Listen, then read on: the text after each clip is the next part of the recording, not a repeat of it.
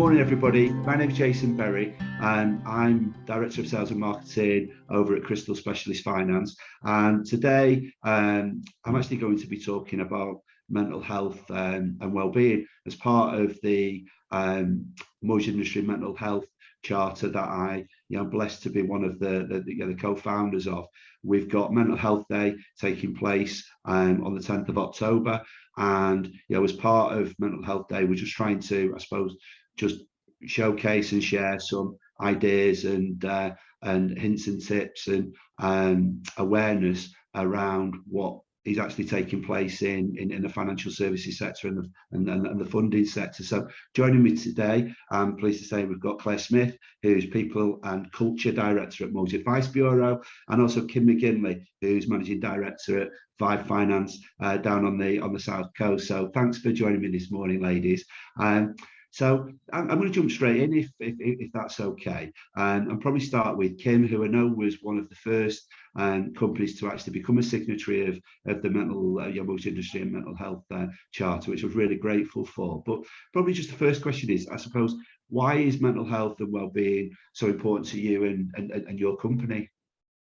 Gosh, where do you even begin with this question? I think it's been such a hard few years for so many reasons, one thing after another, and it's just been hitting the team and the industry really, but the whole world. I think for any business owner to not understand how mental health works, or to at least advance themselves in the knowledge and the tools to help their teams, are really seriously on the back foot. I think that it's so much more than just being in a workplace as well. Mental health obviously affects everyday lives, whether you're at work, you're at home. And I think in recent times, especially now more than ever, it's an open, honest communication, I think, is the biggest thing. It's creating a space where people can feel safe to come and talk to you about these things that have been taboo subjects, especially for, male or men in general, actually, not just men, but more men that don't talk about these things. So for me in particular with Vibe, it was creating a space where people can openly talk about these things. It's providing a support network. One of the first things I did in lockdown actually was become a mental health first aider, which, actually drew some attention when I posted it on LinkedIn and things like that, to say, well, what makes you qualified to do this? But actually, it's just understanding signs and being able to signpost people in the right direction. So I just think, it's just part of the culture now for what we do. And it's massively important to be able to support the teams, because we all know people can get signed off for long periods of time. These things aren't a quick fix either. If you let things go too long, or it's not picked up too soon, it just goes on and on. So I think for us to be in that position where we can provide that support is really important.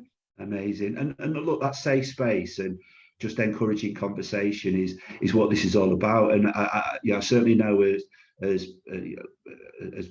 the charter, we're not professing to be experts, but what we do know is that there's absolutely a requirement to have mental health and well-being on the radar and have it as a discussion point, throughout the business. And Claire, moving over to yourself then, and obviously a massive company, MAB, where you're operating. Why, I suppose, why is mental health and well-being so important to you and the MAB business? Yeah, thanks, Jason. Huge question. Like Kim said, we've got a really simple vision, which is to create an amazing place to work, and that's where people feel physically and mentally safe and valued. And I think when we're looking at well-being, we kind of split it across financial well-being, physical well-being, and emotional well-being. So for us, we want to make sure that all of our colleagues feel safe, well, and valued as much as we can. And I think as an employer, we have a huge duty of care to look out for people. And as Kim said, the pandemic and the last couple of years have been so tough for lots of people for lots of different reasons, as well as just normal day-to-day life. So for us at MAB, looking after our people is our priority, really, to make sure people feel safe and well, and as much as we can. And I think we've seen the last couple of years the rise in people taking absence, leave from work due to mental health reasons. and there's been a rise in the number of short-term sickness reasons that have risen. The reasons now being more attributable to mental health challenges. And I think it's that raising awareness, like Kim said, it's just raising that awareness, and qualifying as a first aid, mental health first aider is fantastic, because I think education's got a huge part to play in this. I'm no expert by any means, but just linking back into what Kim said then, I think the education and upskilling yourself within your business is just helping raise that awareness and starting those conversations.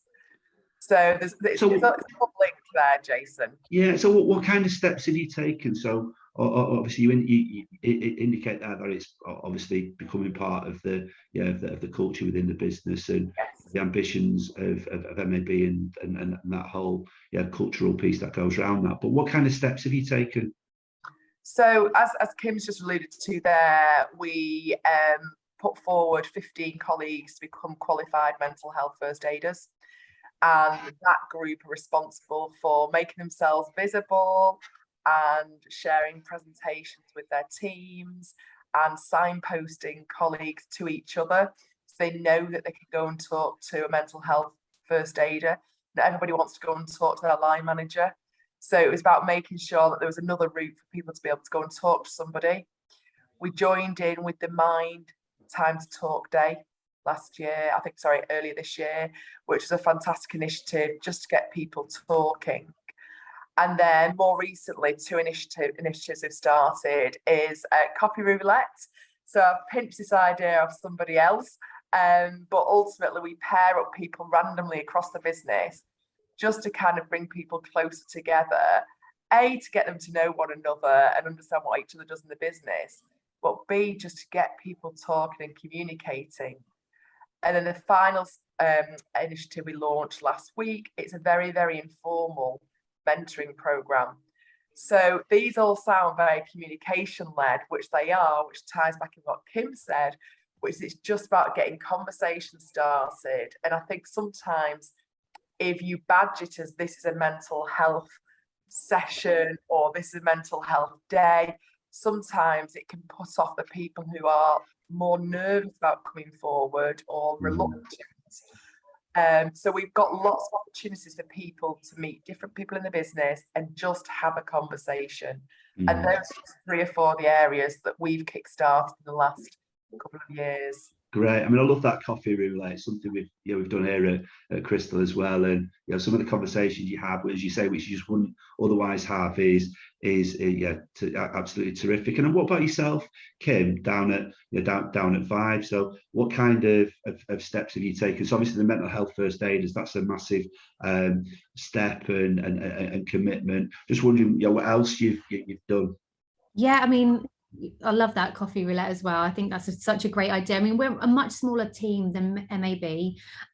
So some would say it's a bit easier, but also because we're so close, sometimes people not want to feel like they can reach out. But I think for us, we introduced a me day. So each year people can take a day for themselves. We don't dictate what they do, just anything that they can do that focuses on themselves and their mental health. So that's something we introduced in 2020 in the first year of the pandemic. We always have regular touch bases anyway, but we do that a lot more now. And we also support our local mind charity, so Solent Minds. So we're regularly getting, information and knowledge days from them. And but like I said, for me, it's just communication is more important than ever. It's giving them a chance to talk. Yeah. And how do you see, now you've got a focus on this mental health and well-being, how do you see it evolving within your business, Kim? I think going into this next year, 2 years, it's going to be more paramount than ever. It's just something, like I said, to be consistently on top of, to continue to talk about it, to continue to raise awareness, offering the team flexibility. So on days where they might not feel like they can come to the office, absolutely work from home. We have that flexibility now more than ever. A lot of what we do is kind of cloud-based, so it doesn't impact me at all. I let the team have a free rein on where and how they work. But yeah, I just think going into the next year, it's going to be tough for so many people. And I think as a business owner, we just need to do our duty and be there for them. Yeah, I mean, look, I know that unprecedented word has been used almost daily, hasn't it, as we've gone through the last 18 months. And yeah, I saw it a few times over the weekend again. And look, it is unique times. Those unique times bring unique challenges, don't they? And what about yourself then, Claire, within MAB and how do you see this evolving as part of your culture and part of the job that you've got? Well, it's going to evolve, isn't it? And just like Kim, we offer lots of flexibility with a hybrid working structure in place. One of the things that we're really, really keen to grow and evolve is the fact that we do have hybrid working. Therefore, people are working from home. We do have full home-based teams, and I think it's raising awareness about spotting the signs.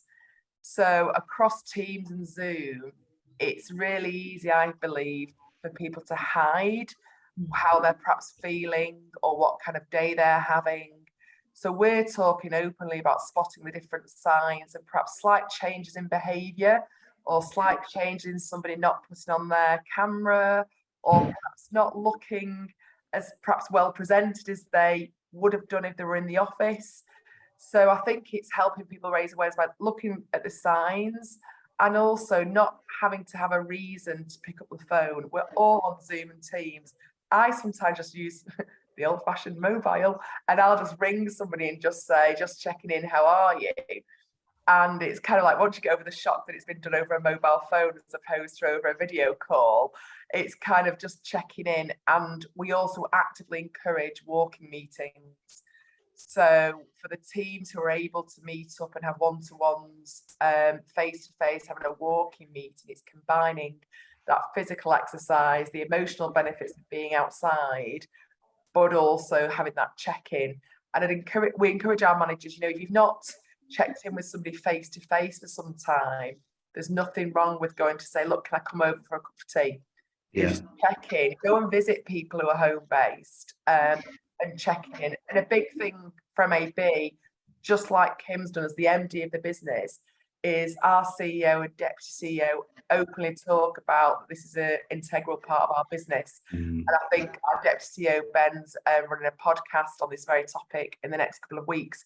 So I think it's really important, that you see it from the top, just like Kim's doing with her business, that it's okay to A, talk about it, and B, not be okay.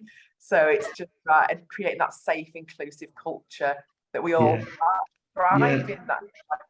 Look, and I think trying to find coping mechanisms when we've had the challenges we've faced over the last 18 months, and even more recently with all the the product withdrawals and the cost of living challenges that everybody's facing. What I find beneficial more than anything else is actually having a conversation with my wife at the end of the day. She can't offer me any particular say she can't, she's tried to over every day for the last 30 years offer me business advice, but I think just having a chat with her, quite often she can just be very objective and just bring things back to just the most basic of levels, and it just kind of recalibrates me with maybe the challenges that I've faced that I've thought are actually bigger than what they are. So I think again it's just that conversation and having the connections with people that you can just have those open and frank conversations with. So I think the things that I've taken away from our conversation just is that real importance to have safe place, a culture that encourages conversation and tries to identify and spot signs if individuals the behavior is maybe a little bit unusual, and then just have people within the business who don't necessarily need to be the leaders of the business, people within the business who staff know, individuals know, they can just have a conversation with about how they're feeling. So it all sounds basic, but again when I look at the thing that's driving this campaign for me is when we did a survey 18 months ago, we found that 72% of the respondents indicated that their company offered zero mental health and wellbeing support. So that was the real trigger for me to want to do something about this. When we revisited it 6 months ago, that had dropped to I think 51, 52%. So we still had more companies from the respondents, where zero support was being offered rather than some support. And I do feel like we're making progress, but if we've still got more companies not offering support from the respondents than we've still got a hell of a lot of work to do, haven't we, I suppose. So that's the mission for me, to drive that statistic so it's into single digits. So yeah. Sorry to interrupt. That's okay. Just wanted to add, really, the people listening, watching, thinking, gosh, MAB, huge organisation, they've got the resource to do it. There are some really simple things around signposting too that employers can do to lots and lots of resources out there already, like Mind. And there's lots of apps out there that kind of like there's free apps out there around meditation apps, and you've got the Mind charity organisation. It doesn't have to cost a lot of money just to start to raise awareness and signpost people. And there's a lot of employee assistance programs that are relatively low cost to make available to employees, through which is a confidential helpline. So just to reassure people, really, it doesn't matter what size of organisation you are, you can take some small steps to signpost that won't, of course, it's really incredibly important to do this, but actually just starting somewhere and starting small is a step in the right direction. And you know what, that starting somewhere can be something as little as just becoming a signatory of the multi-industry mental health charter. And all that does is pledge that business, that company, to have mental health and wellbeing on their radar, nothing more, nothing less. And what we'll do is we'll deliver free resources and pathways to professionals with the website and with the newsletters that we've actually got. So that first step can be just something as simple as just pledging to become a signatory and utilising some of the accessible resources and tools that we've got on that website. And what about, just final question then, what about on Mental Health Day itself on the 10th? I'm just wondering if we've got anything specific planned with each of our businesses. So with yourself, Kim, anything? I mean, the coffee roulette and the me day. I love that me day. I've not tried that one, but I think the coffee roulette is, I know, something that we're revisiting, and we'll showcase and make sure that the staff are aware it's Mental Health Day on the 10th. But have you got anything specific planned or arranged? Yeah, I've got a couple of surprises for the team. I just think, when you sign up as a signatory to something like this charter, you have to live and breathe it, and you have to take responsibility for it. And, World Mental Health Day, what better day to do anything like that to support the team? So, yeah, I won't divulge too much now, but there's a couple of things going on. But, yeah, we've got it covered. Great. And Claire? Well, we want to share that we've actually signed the charter. So we want to be able to use that day to say that we've signed up, which I think is a brilliant opportunity to do that. And again, our mental health first aiders are beavering away and planning some things for our own colleagues, but it'll be about the signposting again and reminding people it's okay to come and talk. Great. Feel safe.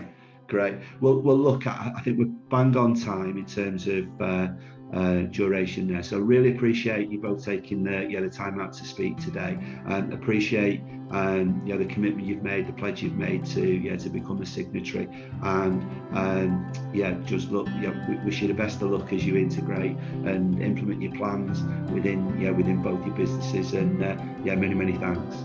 Thank you so much. Thanks, guys. Thank you.